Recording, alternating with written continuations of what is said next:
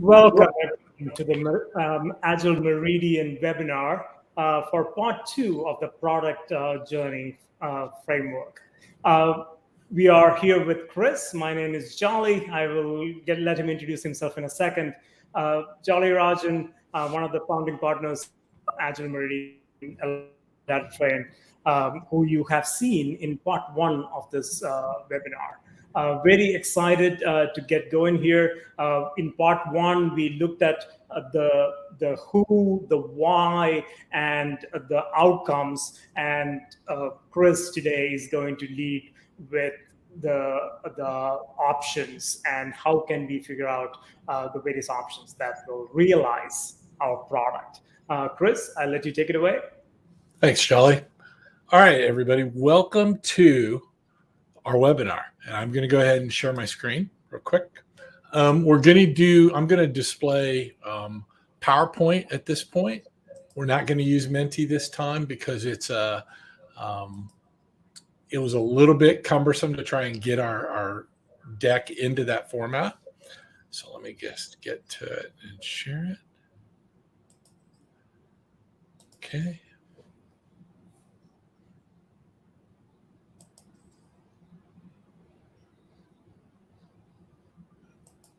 All right.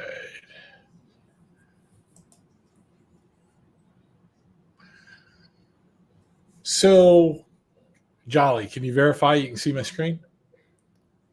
Not yet, Chris.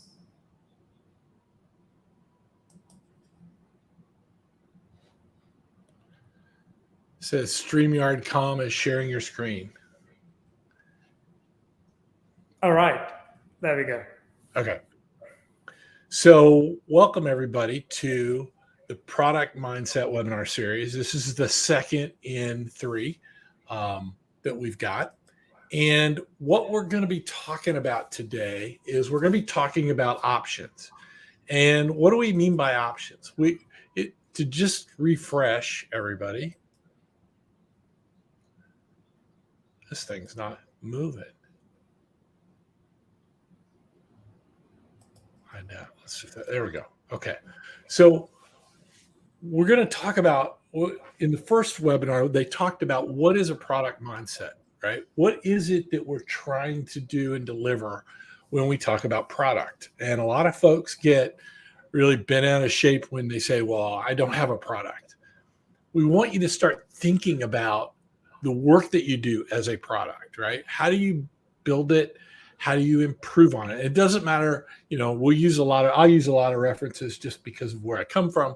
I'll talk a lot about software development, but it also applies. A product could be anything. A product could be a grant you're putting together. A product could be a marketing plan you're putting together. Could be any one of those things. So we want you to start thinking in that, taking that approach of what's a product and what's my product and who am I delivering it to? Right. And so why does it matter that we think that way? And again, they covered it in the last webinar, but it matters because if you treat it like a product and you treat and we actually try to go through and take whatever our work is and build it that way, we're assuming we've got a basic assumption, and that is we assume that we don't know everything. And that's one of the fallacies that we've had for years in business, has been that we assume that when we're ready to go build something, we know what we're going to go build. We know what it's going to look like. We know everything that's about it. And in reality, it's not that, right? It's too complex. It's too hard. So a product mindset allows us to be able to go through and identify what it is we're trying to build, who we're trying to build it for, and why we're trying to build it. And that's kind of what they covered, right? We all need a product mindset, whether we're talking about a product owner, a product manager, a customer, a team, a business analyst, a software developer, a development manager, a marketing manager. It doesn't matter. We all need to be thinking in terms of that product mindset, right? And so we did have that first webinar, right? And we did get that. We delivered that about a month ago, I believe. And in that webinar, they talked about our approach to product development, the product journey loop. And and as part of that discussion, they covered the why, they covered who, and then they covered the outcomes. And in doing that, they helped you try what they were trying to convey is that we're trying to convey to you, you need to figure out why you're building it, who you're building it, and what you expect out of it, right? A lot of times we go into something and we think we know what it is and who it's going to go for, and we skip all the good parts of this. We skip the understanding of why we're building it, who it's for, what the outcome is, what are the benefits they're going to get out. We immediately want to jump to deliver in our case, or you might also know that as build, right? You might know that as being or deliver, right? We want to get into it. We can't hardly stand it. We want to just get into, getting it built because we think we know all these things. And in reality, we really don't. So in this webinar, we're going to talk about options. And options for me, has always been one of those things that just feels like it gets skipped over. We start back here. Many times we'll start back here with the why, the who, and what the outcomes are. And then whatever we come up with, we go, right? We go and we start delivering. We don't think about what are our options here? Do we really need to invest? Do we really need to build the full system? Do we really need everything that we think we need?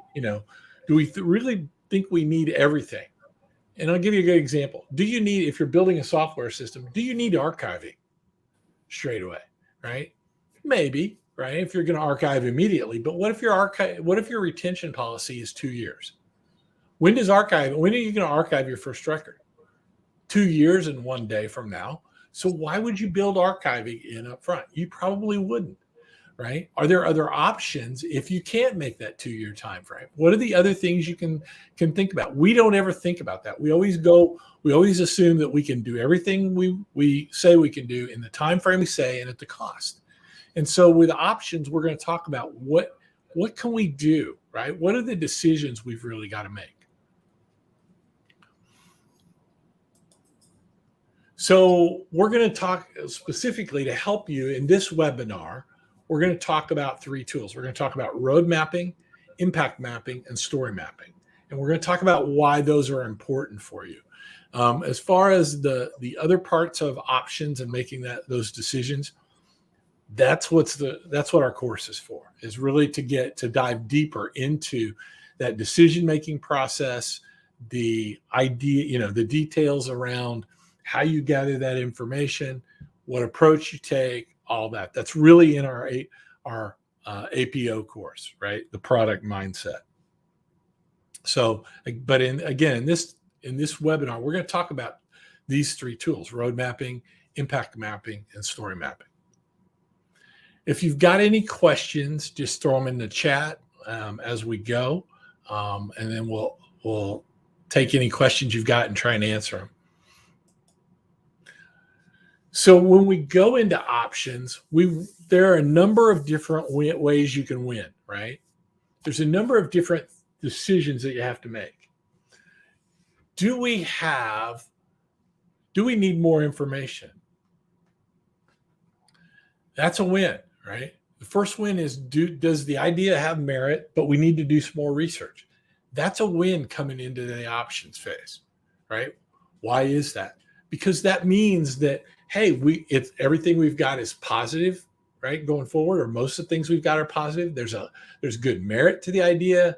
We still think it's a viable idea, but we need to validate. We need to go into a little bit further detail. So that's a good win. The second win is that, out of the insights we gather, we can go in and do higher fidelity experiments. We can go in and do more detailed analysis of what we're trying to do. We can go in to start talking about high fidelity wireframes. We can start talking about prototypes. We can start talking about MVPs, right? MVP being an experiment, not necessarily the version 0 of a solution, right? But we can go do those experiments. And then the third win is really this idea of learning fast. We figured out that something wasn't going to work, we've minimized our losses and we've said, you know what, that goes in the trash can. That it didn't turn out the way we thought. Let's cut bait. Let's go ahead. Let's get rid of that idea and let's go back to the drawing board. That is a win, though I don't think most of our organizations that we work in would think that, right? They'd say, well, you wasted time and you wasted money. It's important that we learn, right? And that we learn fast. We'd rather learn that something doesn't work early on, right? Early in the process when we've only spent a little bit of money, a little bit of time doing something, as opposed to finding out toward the end, right? When we've got maybe 3 releases out there and then we find out that, hey, customers aren't going to take this. Or we find out that, hey, we've developed this marketing report or taken this marketing strategy and we figured it out right as we're ready to go live. Oops, this isn't going to work. Or worse, we even find it out after it goes live, after we start to implement it. So we want to come up with these 3 wins. And it's important that you think about that as we're going through the options phase. So, and during the options phase as well, one of our goals is to determine where we're at in terms of fidelity, right? How much information do we know? And this is a slide that I took explicitly from our course that lays it out and says, all right, anything to the left, if we're kind of certain about where we're at, we're kind of comfortable, then we're going to do some other kind of prototypes or testing. We're going to maybe, if we're not very confident and there's a lot of high risk, we may do interviews. We may do observations. As we become more confident, we're going to invest the time into developing lower fidelity risks or prototypes and then higher fidelity prototypes, right? And as we go, we're going to get more and more detailed, more and more specific. And so when we do this to the left of this line, we consider this to be tests. You're going to come in with a research, you're going to do some research and have a hypothesis, right? What is your hypothesis? And then to the right is stories, right? So it's a story around what we're going to do, what we're going to do. We're using user stories. We've got early versions of our software all the way up to a full release, right? When we're very confident that customers are going to buy it, or we're very confident that we're going to meet the requirements of the regulatory agency for the documentation we're doing or the presentation we're making for them. That's when we really invest the time, right? And we really invest the money. But prior to this, we don't want to. We want to minimize what we're doing. So let me give you a good example, an example from my career. I worked for a large company that acted as an agent, if you will, for home service providers, right? You need a deck, you need your house painted. Hey, Jolly, I'm back. All right, looks like Chris is back. Where did I end up? Where did it cut out? So you were talking about your example, real life story about the website that you were working with, which gave feedback on construction folks and stuff. Okay, sorry about that. Was everything okay prior to that? Yeah, absolutely. Okay. So my real life example was I was working at as I said, I was working at a company where they were a provider. Let me get the screen up here. We were a provider of home services, right? Decks, patios, plumbers, those kind of things. And they had a search option where you could go through and you could go through and search for a plumber or search for a landscaper or a painter. And they thought that if we added a digital badge to the search results without changing the order, that would change the way people selected who they selected and who they clicked on in their search results. And so that was the suggestion from one of our executives. And of course, the team was like, that's not going to work. Google tells us that it's only the top 3 choices on search results that matter, blah, blah, blah, blah. and the executive insisted they knew what they were doing. So we went in and we used a tool to be able to add that result, that search result, in there and be able to do an A/B test. And so we did the A/B test, and the result came back as being it didn't mean anything. It didn't add anything. It didn't add any value. The most clicked on person, the most clicked on service provider was the top one. Number 2 was the second one. Number 3 was the third one.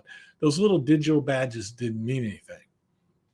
And so that's an example of where we didn't go in and have to change our search algorithms or anything like that. We just went around and did a quick fix and then tested it against 5% of our population versus the 95% that we're still going to see the same thing.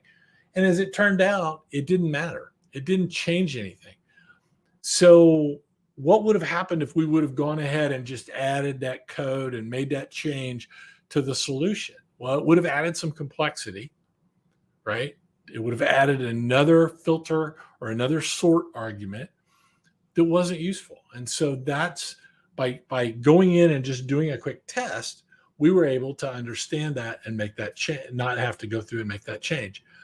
And that's what we're talking about here when we talk about the goal of our options. It's really about where do we need to run tests, and then where do we need to build for the long term? Because we obviously build differently. We do things differently when we know it's going to be a long term.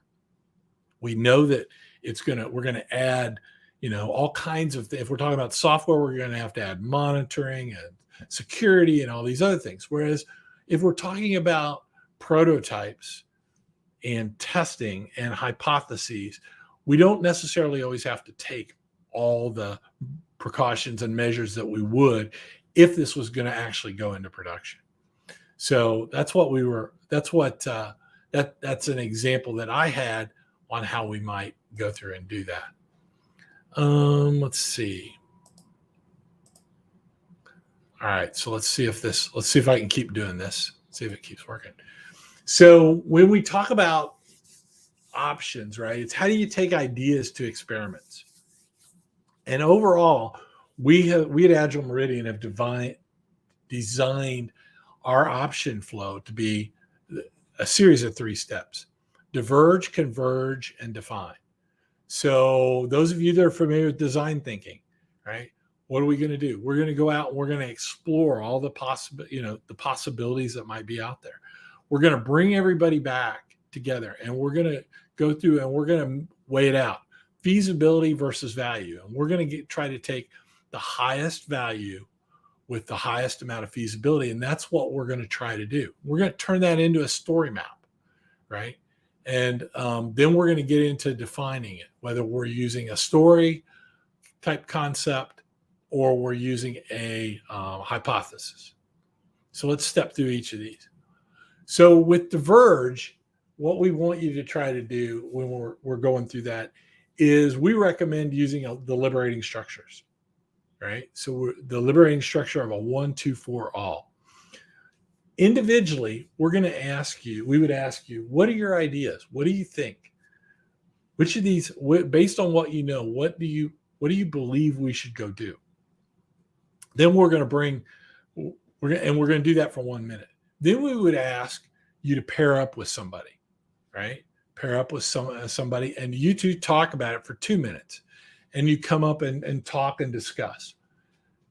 You do the third one when you get done at the end of 2 minutes. Then you get together for 4 minutes with 2 pairs getting together, and they start sharing what they're doing and converging and agreeing. And then we bring everybody together to share the best ideas with all and come up with a final solution. And we keep doing that until we get a good outcome. And that we found this approach really works well. It works well for a number of different reasons. It works well because you get the individual ideas in there, right? And if you structure number 1 right, individual ideation, if you structure that right, then you're going to get the most quiet individuals in the room are going to talk, right? They're going to write down their idea. Whereas if you're just talking, they wouldn't necessarily do that. And then when they get together, then you can have the conversation. They've got the idea written down. They can talk about it. They're going to share it. So it really works well from that standpoint of trying to get the varying opinions that are in the room and trying to understand what the various viewpoints are and coming up with your best ideas. The second thing we like about it is that it not only brings everybody into the conversation, but it makes everybody a part. They've got a part in the actual decision. So it's not just the loudest voice in the room or the highest paid individual in the room, right? The hippo.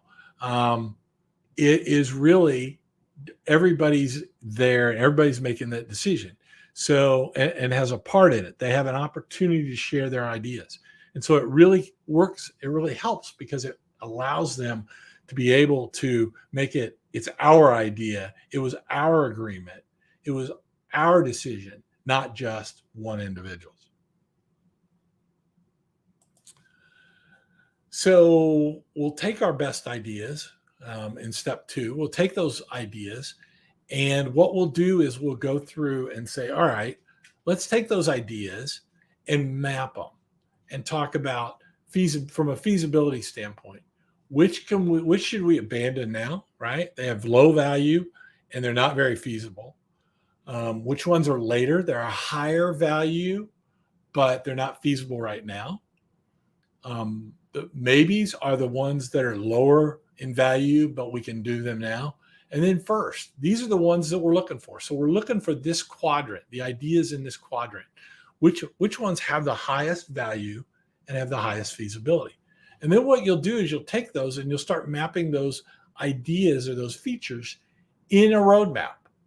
And we use, for our example, and just to get started, we use a real simple format, right? We use the Go roadmap Go product roadmap that was created by Roman Pickler. It's a simple way to get started. There are a lot more complex ways you can do roadmaps. You can use a tool like RoadMonk to be able to derive really extensive roadmaps, really complex roadmaps. This is a way just to get you started. And then where do you put your features, right? How do you organize them? The ones that are in the first up here in this first quadrant would obviously go over here on the left, right? They're the first things you want to do, right? Because you want to receive that value. As an Agilist, we want to gather that value and achieve that value early. And we want to get the highest value early, right? And as we move out, then we'll start moving into the maybe categories and the later categories. And we probably will never get to these abandoned, right? We'll throw those away. So this is an example of from one of our courses that we came up that I wanted to share, right? Where they took the actual ideas and mapped them, right? And they couldn't, in this particular example, they didn't come up with any to do first. They weren't really sure on the value. They kind of assigned them all the same, right? But it gives you an idea around what they're trying to do. And in this case, I believe it was a COVID test, right? An automated COVID test for the home. This was in the middle of COVID, so it makes sense. But you can see how they started out and they had do later and then maybe, and really they were struggling with what to do first. And that's not uncommon, right? What do you do first? What adds the most value? Do you have to upload? Do you need the USB port to upload your results? What's your source of power? Those kind of things. So they still had some more work to do. So then you take it and you put it in a roadmap, right? And so they took it and they actually went in and described their features, right? And picked what quarter they were going to deliver them in. And they added their goals, right? Instrument design, cartridge design. Again, very simple roadmap, right? Not just used as a starting point. You notice that they also used the dates being Q1, Q2, Q3, Q4. You want to start out with your roadmaps being vague. You want to talk about what quarter you're going to deliver it in. Whether it's going to be at the beginning, the middle, or the end, you don't care. You don't want to be specific. Roadmaps are not committed.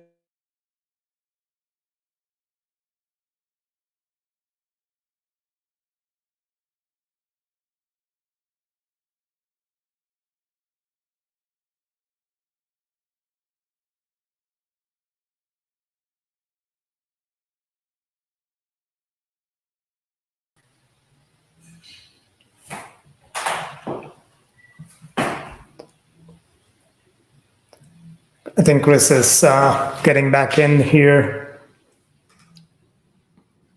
Chris, are you back? I am. Okay. I don't have a camera. Well, there goes my camera. Okay. I'm not sure exactly what's gone here, but maybe I've got this up in Edge and maybe that's the problem. So I'll carry on.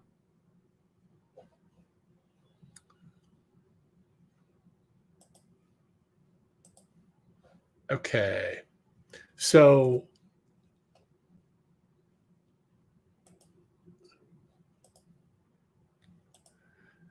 again, your roadmap needs to be vague. You'll notice also as well with your roadmap, this initial prototype was out here on the right. Right? They didn't know when they were going to deliver their initial roadmap or prototype. They delayed that. And that's okay, right? It's okay to put things out on the right and say, you know what? I just don't think we're going to get to that. So it again, this is a framework for you to use. And then step 3 is where we go through and we take the roadmap and we use the impact map to be able to start identifying, okay, now who's impacted? What's our goal? Who's impacted?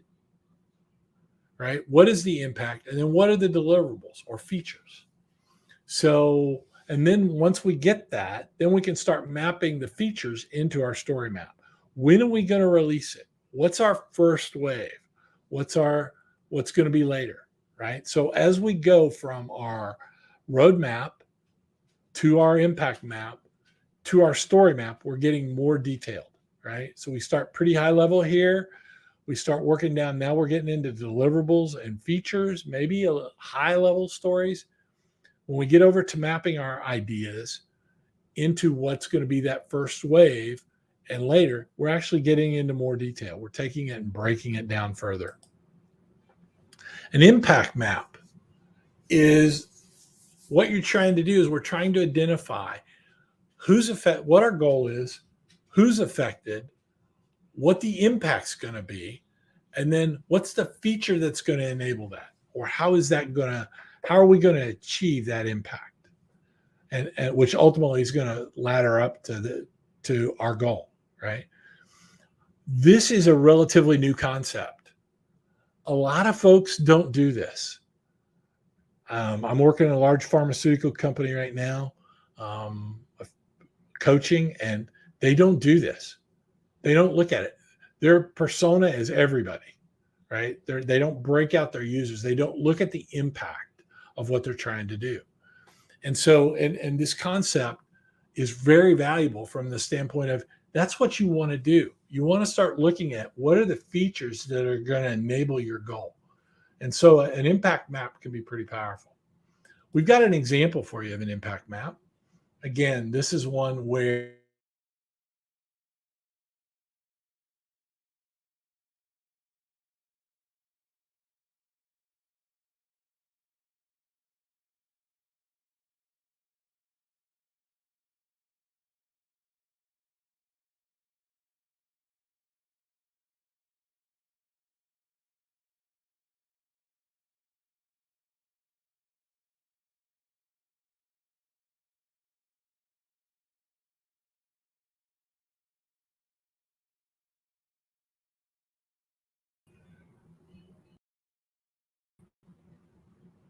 all right.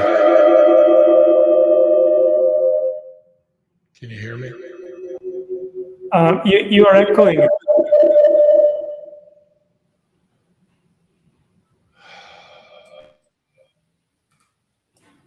Try it now.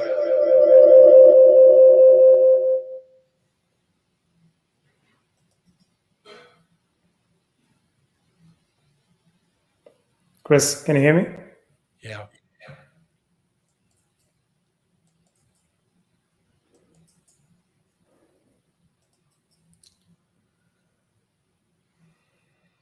Can you hear me? Am I still echoing? No, you're good. Okay. Sorry. Okay. So carrying on. So this is an example of a impact map, and the impact map is, in this case, we laid it out rather than laying it out. Chris, I don't think you're sharing anymore. Can you please share your screen back? I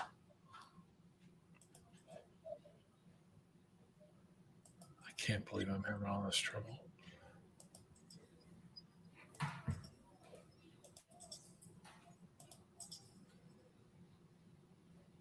Do you have a screen now, Jolly?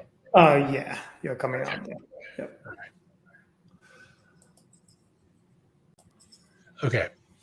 So this is an example of an impact map.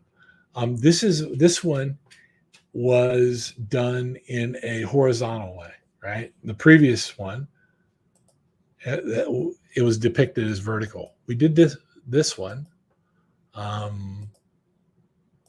in a horizontal. We took a horizontal approach, right? Much like it looks similar to a kind of a mind map. And so you'll notice here's your goal, right? Your epic. Here's your persona. Here's your outcomes. And here's the business impact. And then we took those business impacts and we broke them out into features, right? So here's the various features that tie back to each of these business impacts. And in this example, this is where they put the actual business outcome, right? So that they could see it. And then they listed you'll see they listed all the features right here that they want to come up with. And they're aligned. It's a 1-for-1 with the features. Again, a lot of organizations don't do this. They don't break them down this way.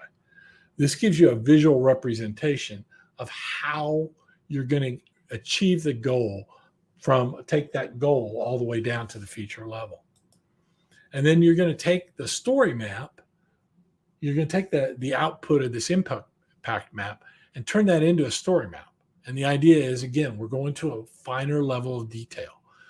Story maps were created by Jeff Patton. And the idea there is that we're going to slice and refine the deliverables into releases, right? We're going to pick the things that we think need to be in release 1 and in release 2 and in release 3.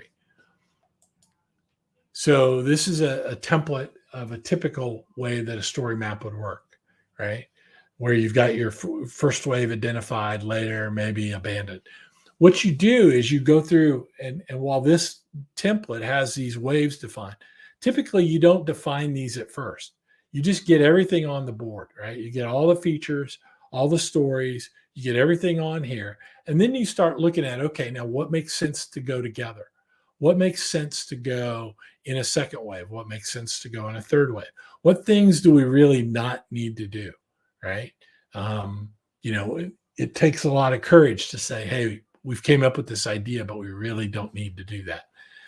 And so if you take this example again, and this is an example for that same story map, you can see where they've gone through and they've got, these are the epics. Here's your features that they've laid out.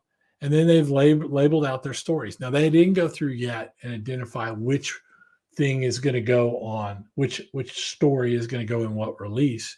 But that would be the next step is, okay, these two stories and this one need to go. This one here needs to go as well because this one is required for that one.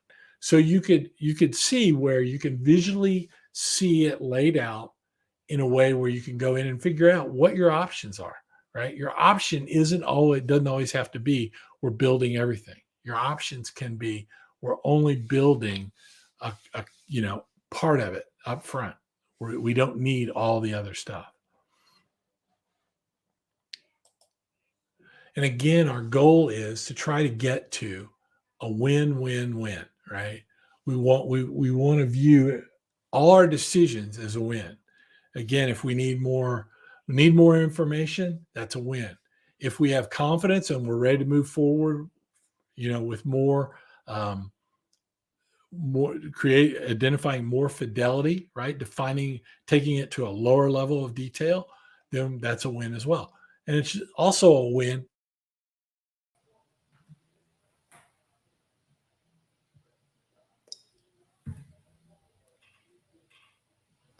It looks like Chris has got internet issues today. I can.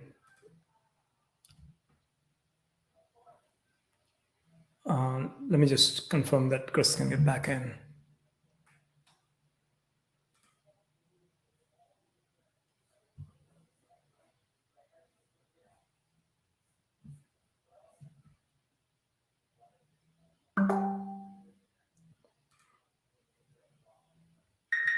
All right, I think I will.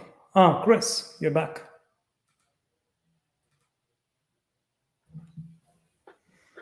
Chris, you're back. Yep. Don't you love technology? Isn't it wonderful? It's amazing how much we depend on it. Was I on this slide when I cut out? Yes. Okay. So in our, again, our goal for our options phase is to come up with 3 wins, right?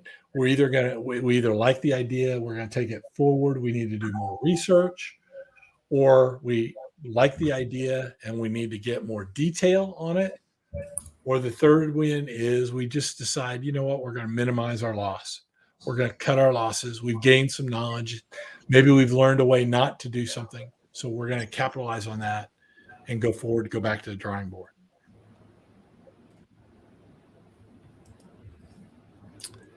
And that concludes what I have prepared for today. In our next webinar, we're going to focus on delivery, on the delivery step, which is we're going to talk about Scrum. We're going to give just a quick high-level overview of Scrum and how you might go through and run experiments. Yep. Thank you, Chris. And I think it is more, the next one is going to be really exciting because that might be a lot of what people are familiar with. The explore side of the product journey loop, Chris, you mentioned this at the beginning, is not something that even big companies, established companies who have gone through this product development cycle multiple times, even they don't do that most of the time. But people do the realize one every single day, right? You're running your scrums, you're running your stand-ups, but we are going to look at a little bit more exciting stuff than that, rather than just focus on what Scrum means. Questions, please do add it to the comments. We will get to it as we go on. We can also reply back in the comments itself if it is after this webinar.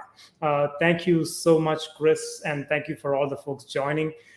We have a product mindset class coming up in the last week of June. Please do sign up. We will leave a discount code in the comments on YouTube. You can also go to our website and register for that class. Thank you so much, Chris. Thanks for folks participating.